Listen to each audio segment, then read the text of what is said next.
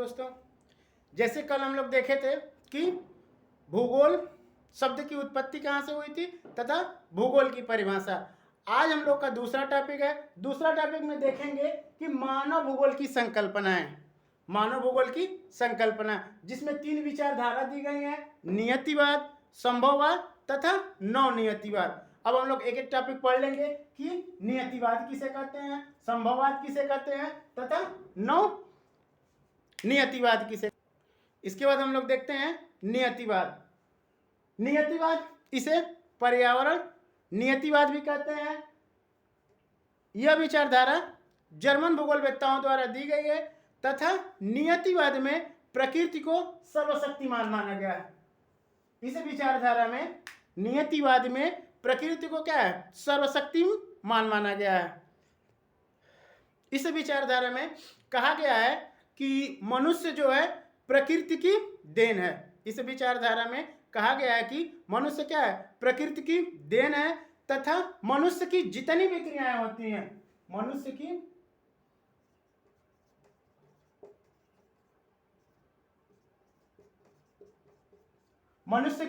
जितनी क्रियाएं होती हैं वह किसके द्वारा, प्रकृति के द्वारा नियंत्रित होती हैं। मनुष्य कोई भी काम करता है वो क्या होता है, प्रकृति के द्वारा निर्धारित होती है।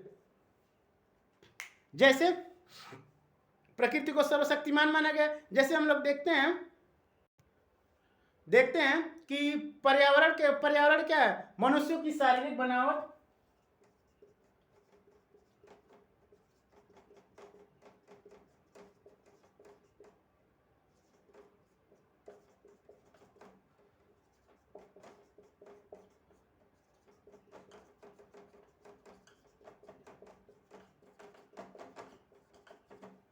जैसे हम लोग देखते हैं कि पर्यावरण द्वारा क्या होता है कि मनुष्यों की शारीरिक बनावट, उसके बाद वस्त्र, आवास आदि निर्धारित होते हैं। जैसे हम लोग देखते हैं कि निम्न अक्षांशों पे, ठीक है, या अफ्रीका में जहाँ पे तेज गर्मी पड़ती है, ज्यादा बारिश होती है, वहाँ की शारीरिक बनावट कैसी होती है, मनुष्यों की शारीरिक बनावट अलग देखने को मिलता है। वहीं जैसे जैसे उच्च अक्षांशों में जाएंगे शारीरिक बनावट में क्या होगा, परिवर्तन दिखता जाएगा। जैसे निम्न अक्षांशों में हम लोग देखते हैं कि वहाँ की शारीरिक बनावट क्या होती है, वहाँ के लोग जैसे साउथ अफ्रीका के लोग, अफ्रीका के लोग क्या होते हैं, काले होते हैं, उनके बाल घुंघराले होते हैं। वहीं जैसे जैसे हम लोग निम्न अक्षांशों से ऊपर की तरफ जाते जाएंगे वहाँ के क्या होगा, कद की लंबाई बढ़ती जाएगी, चेहरा सपाट होता जाएगा तथा बाल क्या हो जाएंगे, लहरदार होते जाएंगे।